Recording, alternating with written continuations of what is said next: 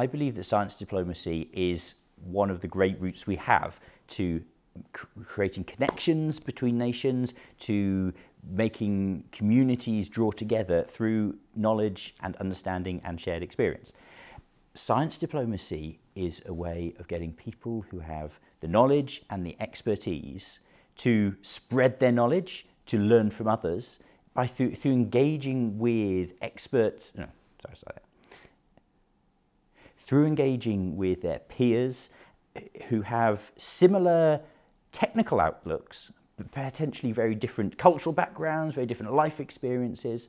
The individuals who are involved in science diplomacy grow themselves, but also they break down barriers, they create conversations, they make new opportunities for us all to benefit, because through what they study together, and we're here in Cambridge, we've got the fantastic mechanism behind us of people studying very different things, living and eating and socialising together. That's exactly what science diplomacy does. It brings people together who are unexpected. It brings people together who you wouldn't find any other route, to be in a room, to collaborate, to learn, to grow together. Then how Shaping Horizons contributes to this? For me, Shaping Horizons is an awesome platform for creating a dialogue, creating a conversation, bringing together like-minded people who have energy, who have enthusiasm, who have a desire to make a difference to the world. And by bringing them together in one space so they can talk through the tough challenges, maybe not solve them. I think expecting every challenge to be solved in the space of the Shaping Horizons Summit is a big ask. But starting to make those steps for themselves as individuals, where they learn that their view isn't the only view, that their experience isn't the only experience, but their experience is valuable because you can build on someone else's and build on someone else's.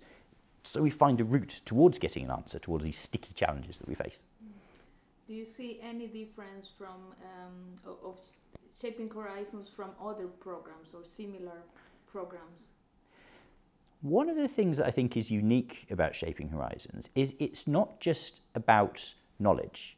It's not just about people sharing what they have seen to a receptive audience. And obviously, education, learning, that's a huge important part of any summit conference process.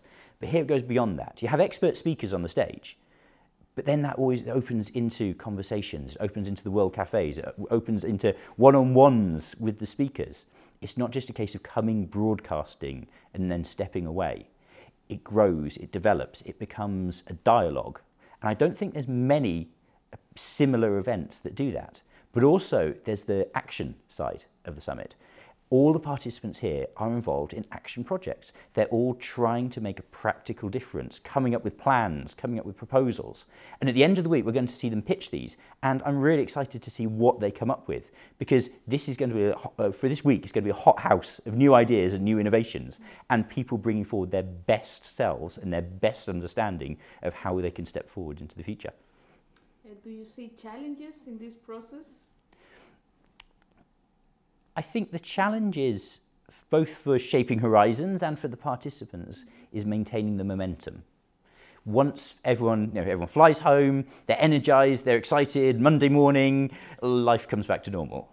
And they're being able to keep the dialogue open, to keep the actions flowing. That's the important part. So for the organisers of Shaping Horizons, it may have felt as though the months running up to the event have been the hard work, but it's the months afterwards where the true longevity of the actions can be sustained. And I know the mechanisms are in place with mentors and support to be able to provide that ongoing space for participants to carry on working together. And that needs to be maintained and fulfilled throughout the entire process. Yeah. So, I mean, I know that you have been involved with Shaping Horizons a lot. So, in your opinion, and probably more in a personal experience, what is Shaping Horizons for you? How do you see it?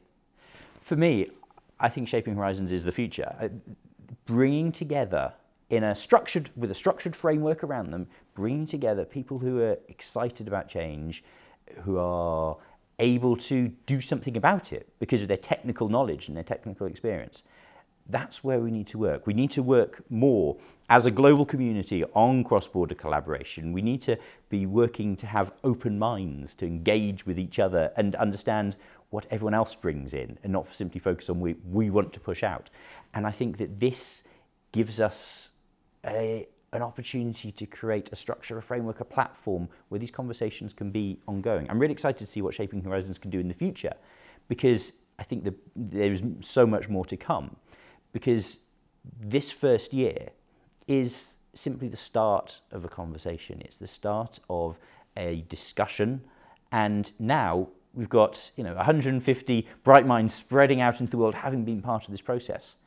If they can generate things in their home locations, and then it just slowly filters out and seeds, where Shaping Horizons can have been sort of the origin of all these good futures that are to come.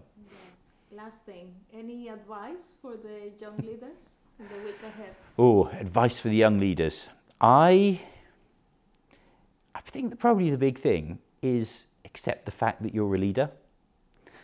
It can be a difficult role to take on. And a lot of us, particularly if we're more technically minded, we're focused on the details of things, a particular area of knowledge, a particular area of expertise. We find it hard to step away from that and recognise the breadth of what you have to do to be able to lead change, to take things to the future, to make these changes happen in a collaborative, participative way. Because leadership is not simply about being the person in charge. Leadership is about having the vision for the future. It's about being able to engage people to follow that vision and give them life within it, give them control of aspects, give them autonomy and empowerment to take your vision and move it forward. And ultimately, leadership is about creating an impact. It's about stepping back and saying, we together have done this. Something has changed because of what we're doing. And that's the hard part. That's the hard part, to be able to take these three things and balance them together. And I think for the young leaders, as they step away from the conference, accept the role that you're now a leader and learn how to be a leader, because it doesn't come naturally. For some of us, aspects of it do. Some aspects of leadership can be very easy. Whether it's charisma, whether it's planning, whether it's strategy, but the whole picture, the holistic view of what you need to become to make the change and make the difference, that's a skill to be learned and practiced and practiced and practiced. And that's giving the time, giving the energy and giving the thought to that is what the young leaders need to do next.